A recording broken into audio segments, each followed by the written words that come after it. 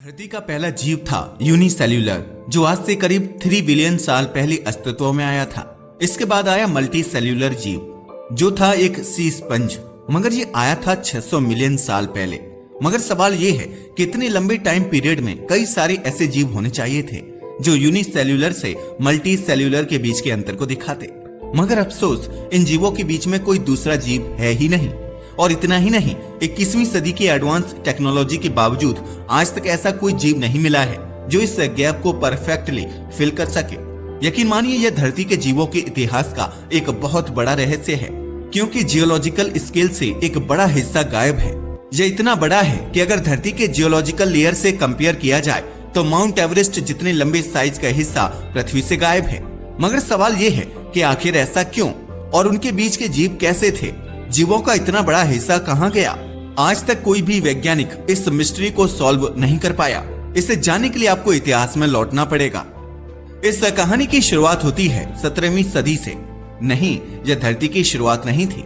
दरअसल 17वीं सदी में इस सवाल का जवाब ढूंढने की कोशिश कई वैज्ञानिक कर रहे थे कि आखिर हमारी धरती की असली उम्र क्या है। ये वही दौर था जिस वक्त लोग चर्च और धार्मिक पुस्तकों पर यकीन करते थे। तभी आयरलैंड के चर्च के हेड आर्क बिशप जेम्स अशर ने बाइबल में लिखे इवेंट्स के अकॉर्डिंग धरती की उम्र को 6000 साल बताया। क्या? जी हाँ, 6000 साल। और जैसा कि हमने अभी आपको बताया, यह डेट रिलीजियस इवेंट्स के आधार पर कैलकुलेट की गई थी, इसलिए लोगों ने आंख बंद करके इस पर यकीन भी कर लिया, क्योंकि बाइबल में लिखी बात आखिर गलत कैसे हो सकती है, ऐसा उस वक्त के लोगों को लगता था। यही कारण था कि लाखों लोग इसे सच मान रहे थे। मगर उसी भीड़ में एक ऐसा इंसान था जिससे यह उम्र गलत लग रही थी। उनका नाम था जेम्स हटन। जेम्स हटन की बात करें तो यह मॉडर्न जियोलॉजी की नींव रखने वाले स्कॉटिश जियोलॉजिस्ट थे। जेम्स का कहना था कि धरती की उम्र 6000 साल हो ही नहीं सकती, क्योंकि धरती पर कई ऐसे स्ट्रक्चर मौजूद हैं जिन्हें बनने में हजारों साल लग जाते हैं। तो धरती की उम्र आखिर 6000 साल कैसे हो सकती है? लेकिन यह सीधे सीधे चर्च की खिलाफत थी, इसलिए लोगों ने उनका बहिष्कार कर दिया। उस वक्त ऐसा ही होता था। इसका जीता जागता उदाहरण गैलीलियो के रूप में हमारे पास मौजूद है। गैलीलियो के साथ क्या हुआ था, अगर आप ये कहानी जानना चाहते हैं तो हमें कमेंट कीजिएगा। हम आपके लिए एक सेपरेट वीडियो जरूर लेकर आएंगे। फिलहाल अपनी कहानी पर वापस लौटते हैं। भले ही जेम्स हटन का बहिष्कार हो गया, लेकिन क्यूरियोसिटी तो लोगों के बीच आ ही गई थी। साथ ही बहिष्कार के बावजूद भी हटन को अपनी थ्योरी पर पूरा यकीन था, और आखिरकार पूरे सबूत देकर उन्होंने अपनी थ्योरी को साबित भी कर दिया। असल में इस बात को साबित करने के लिए उन्होंने मिट्टी के अलग अलग सैंपल्स को स्टडी किया। मिट्टी की स्टडी के दौरान उन्होंने नोटिस किया कि एटमॉस्फेयर और पानी के कंटिन्यूअस इंटरेक्शन की वजह से पत्थर धीरे धीरे टूट जाते हैं और मिट्टी में बदल जाते हैं। इसके बाद वही मिट्टी एक दूसरे पर लेयर बाय लेयर जमा होती जाती है और प्रेशर की वजह से वह वापस पत्थर में बदल जाती है। यह पूरी प्रक्रिया बेहद स्लो और टाइम का एक साइकिल बना हुआ था। इस पूरी साइकिल से हटन ने एक बहुत इंपॉर्टेंट चीज डिस्कवर की। इसके बाद उन्होंने लोगों को बताया कि अलग अलग टाइम पर बनी मिट्टी की लेयर्स ही हमें उस पर्टिकुलर समय की कहानी बता सकती हैं। और इससे साबित हुआ कि हटन का पहले से जो मानना था कि बड़े बड़े स्ट्रक्चर को बनने में हजारों साल लग सकते हैं, यह बात पूरी तरह से सही निकली।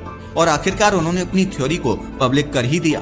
देखते ही देखते दुनिया के ब्रिलियंट माइंड्स को पहली बार पता चला कि धरती पर मौजूद सॉइल एक जैसी नहीं है, बल्कि इसके अंदर अलग अलग लेयर्स की सूरत मौजूद है, और हर सॉइल लेयर धरती के किसी खास पीरियड की कहानी को बयां करती है। ठीक वैसे ही जैसे आपकी बुक शेल्फ में बुक्स रखी रहती हैं, एक के ऊपर एक, बट अलग अलग किताबें होती हैं। जैसे जैसे अलग अलग किताबों से हमें अलग जानकारी मिलती है, वैसे ही इन लेयर्स की स्टडी करने के बाद हमें पास्ट इवेंट्स के बारे में पता चलता है। इसलिए उस दौर के रिसर्चर्स ने धरती के इतिहास को जानने के लिए मिट्टी की परतों को स्टडी करना शुरू किया और फिर बनाया उसका मैप, जिसे कहा गया geological time scale of earth. इसके बारे में कई सारे रिजल्ट्स और रिसर्च सामने आए। लेकिन कुछ सालों के बाद एक और जियोलॉजिस्ट आए जिन्होंने पूरी कहानी को ही बदल कर रख दिया। एक्चुअली उन्होंने देखा कि अर्थ के इस लाइब्रेरी से एक बहुत ही इंपॉर्टेंट लेयर गायब है, और ये वही लेयर थी जिसमें इस प्रोसेस का ज्ञान था कि एक यूनिसेल्यूलर जीव मल्टी सेल्यूलर जीव में कैसे बदल गया। यकीन मानिए, यह साइंस की एक बहुत बड़ी मिस्ट्री है। वैसे इस पर कई प्रेडिक्शन है, लेकिन कोई भी पक्का सबूत नहीं है। हालांकि हमारे पास जो थ्योरीज मौजूद हैं, वे इसका जवाब देने की कोशिश करती हैं कि आखिर धरती के इतिहास में इतना बड़ा गैप क्यों है। जैसे ही हटन की थ्योरी पब्लिश हुई, इस पर गहराई से रिसर्च करने के लिए कई सारे वैज्ञानिक सामने आए जिन्होंने एविडेंस कलेक्ट करने में बहुत मेहनत की। उनमें से एक थे American geologist John Powell. John Powell ने अमेरिका की ग्रैंड कैनियन में पत्थरों की स्टडी करना शुरू किया। ग्रैंड कैनियन की बात करें तो यह दुनिया की उन खास जगहों में से एक है जहां धरती की अलग अलग रॉक लेयर्स देखने को मिलती हैं। जब पॉवेल वहां की रॉक लेयर्स को स्टडी कर रहे थे तभी उन्हें रॉक्स में एक अजीब सा पैटर्न दिखाई दिया। उन्होंने देखा कि नीचे की रॉक वर्टिकल पैटर्न में बनी हुई थी जबकि उसके ऊपर वाली रॉक हॉरिजॉन्टल पैटर्न में बनी थी। तब तक हटन की थ्योरी भी फेमस हो चुकी थी।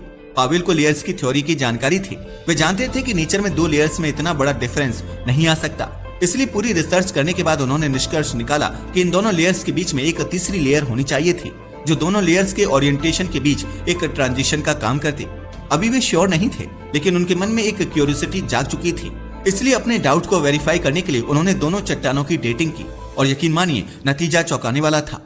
वे बिल्कुल सन्न रह गए क्योंकि उन्हें पता चला कि ऊपर वाली रॉक लेयर 550 मिलियन साल पहले कैम्ब्रियन एरा में बनी थी जबकि नीचे वाली रॉक 1.7 बिलियन साल पहले यानी प्रोटेरोजोइक एरा में बनी हुई थी।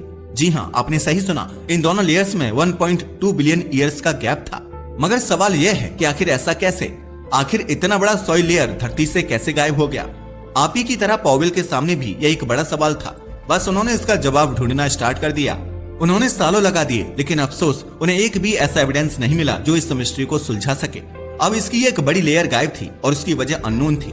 इसलिए पॉवेल ने इसे अनकन्फर्मिटी नाम दिया। ऐसा इसलिए क्योंकि यह जियोलॉजी के नेचुरल प्रेडिक्शन के साथ कन्फर्म नहीं हो रहा था। हमें पता है आपके जहन में एक सवाल बार बार उठ रहा होगा कि यह रिसर्च तो अमेरिका की ग्रैंड कैनियन वैली में हो रही थी जबकि धरती तो बहुत बड़ी है। क्या एक छोटी सी जगह के आधार पर इतना बड़ा मुद्दा उठाना सही था? क्या इसे पूरी अर्थ के बारे में कहना ठीक था? क्या यह वाकई में इतनी बड़ी प्रॉब्लम थी? क्योंकि ऐसा भी तो हो सकता है कि शायद उस जगह पर पास्ट में कोई बड़ा सा एस्टेरॉइड गिरा हो या फिर वॉल्केनिक इरप्शन हुआ हो जिससे बीच की लेयर के सबूत मिट गए हों। ऐसे ही सवाल उस वक्त के ब्रिलियंट माइंड्स पर्संस के दिमाग में घूम रहे थे। इसलिए उन्होंने ग्रैंड कैनियन घाटी जैसी ही दूसरी जगहों पर ऐसे ही गैप ढूंढना शुरू किया और उनके सामने आए एक नहीं दो नहीं बल्कि कई सारे स्थान। उन्हें पता चला कि कैम्ब्रियन पीरियड के बीच की यह लेयर केवल अमेरिका ही नहीं बल्कि कनाडा, ब्राजील, ऑस्ट्रेलिया, स्कॉटलैंड यानी कि सभी महाद्वीपों के नीचे से गायब है। अब यह साबित हो चुका था कि यह किसी स्पेसिफिक जगह की घटना नहीं बल्कि एक ग्लोबल फिनोमिना है। तो जब इस फिनोमिना के ग्लोबल होने की घोषणा कर दी गई तो इसका नाम बदलकर रखा गया द ग्रेट अनकन्फॉर्मिटी। यानी कि पूरी दुनिया में प्रोटोरोजोइक और कैम्ब्रियन पीरियड के बीच के 1.2 बिलियन साल हमारी धरती के इतिहास से पूरी तरह मिट गए। लेकिन सवाल अभी भी वही था, आखिर ऐसा क्यों और कैसे हुआ? वेल, इसकी दो थ्योरी हैं जो एक दूसरे के विपरीत हैं। पहली पॉसिबल थ्योरी यह बताई गई कि इस 1.2 बिलियन साल के गैप के दौरान धरती एक बर्फ का गोला थी। जब बर्फ पिघली और शिफ्टिंग हुई तो दोनों लेयर्स पर स्टडी करते वक्त कहीं कहीं पर ग्लेशियल बॉक्स जैसी लेयर्स दिखाई दी जो केवल ग्लेशियर एक्टिविटी की वजह से ही बनती हैं। इससे वेरीफाई करने के लिए जियोलॉजिस्ट्स ने उस समय की प्लेट टेक्टोनिक एक्टिविटी के डेटा को स्टडी करना शुरू किया और जब स्टडी का रिजल्ट सामने आया तो पता चला कि लगभग 1.3 बिलियन साल पहले जब यह गैप शुरू हुआ था तब धरती और वर्ल्ड मैप आज जैसा नहीं था। उस वक्त धरती पर केवल एक सुपर कॉन्टिनेंट हुआ करता था जिसका नाम था रोडिनिया। लेकिन फिर यह कॉन्टिनेंट टूटना शुरू हो गया था। जैसे ही यह टूटा धरती के अंदर मौजूद मैग्मा सतह से बाहर निकलने लगा। धरती का यह लावा ब्लैक रॉक्स के रूप में जमा हो गया। जब यह लावा धरती की सतह पर आया तो इससे दो चीजें हुई। एक तो इस लावा से निकल रही सल्फर ने धरती पर आ रही सनलाइट को रिफ्लेक्ट कर दिया जिससे धरती का ओवरऑल टेम्परेचर कम होने लगा। दूसरा, रोडिनिया के टूटने से धरती की क्रस्ट में मौजूद लाइमस्टोन जैसे पत्थर ऊपर सतह पर आ गए और उन्होंने वातावरण में मौजूद कार्बन डाइऑक्साइड को सोख लिया और बना डाला कार्बोनेट। कार्बोनेट बनने की वजह से एटमॉस्फेयर में CO2 की मात्रा धीरे धीरे कम होने लगी और जैसा हम जानते हैं कि कार्बन डाइऑक्साइड एक ग्रीन हाउस गैस है जो धरती को गर्म रखने में मदद करती है।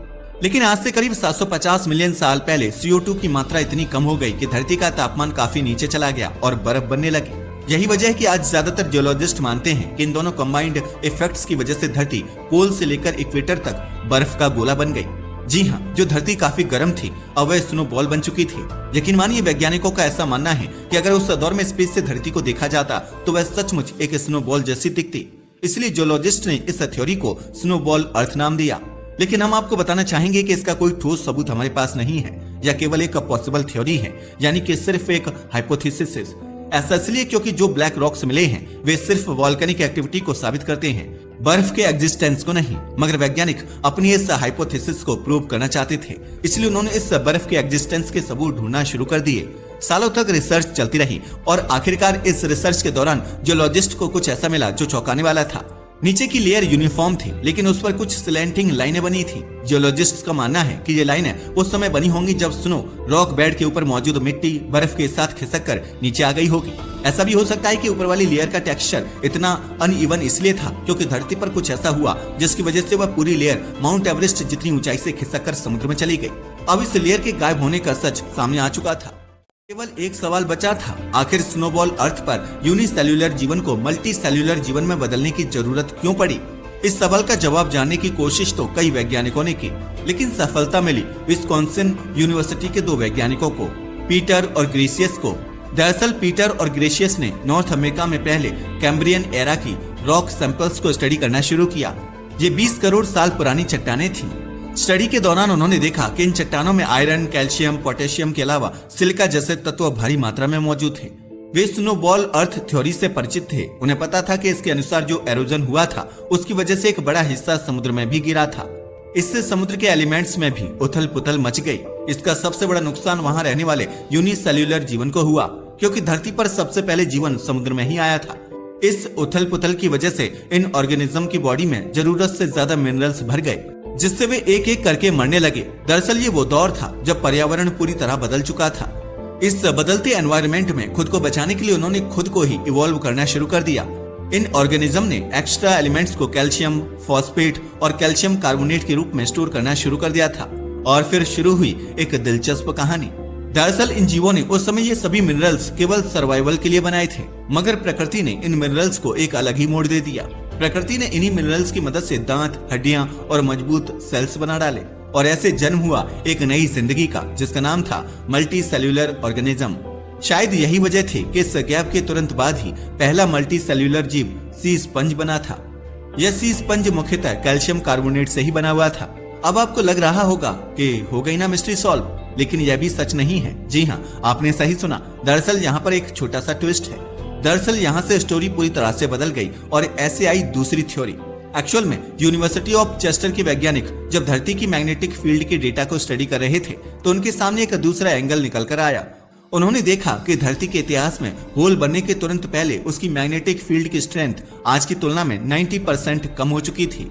और यह तो आप जानते ही हैं कि धरती की मैग्नेटिक फील्ड ही उसे सूरज से आने वाली हानिकारक रेडिएशन से बचाती है, और अगर मैग्नेटिक फील्ड कमजोर हो गई तो धरती पर सूरज की ओर से आ रही रेडिएशन की भरमार हो जाएगी। उस समय बर्फ तो छोड़ो, जीवन का बन पाना पॉसिबल ही नहीं हो सकता। इसी वजह से स्नोबॉल अर्थ एक नियर टू परफेक्ट एक्सप्लेनेशन देने के बावजूद एक कंप्लीट थ्योरी नहीं है, क्योंकि एक ही समय पर धरती पर आइस एज और सोलर रेडिएशन की बारिश हो ही नहीं सकती। यही वजह है कि हम फिर से वापस वहीं आ गए हैं। हालांकि अब नए इतिहास और नई पर्सपेक्टिव भी आ रही हैं, मगर धरती के अंदर से इतनी बड़ी लेयर का गायब होना अभी भी एक मिस्ट्री बनी हुई है। वैसे आपका इसके बारे में क्या ख्याल है? आपको क्या लगता है, क्या ये मुमकिन है कि इतनी बड़ी लेयर पूरी तरह से धरती से गायब हो गई हो? अपनी राय हमें कमेंट करके बताना ना भूलिएगा। साथ ही अगर आपको हमारी वीडियो पसंद आई हो तो उसे लाइक करें और हमारे चैनल को सब्सक्राइब जरूर करें।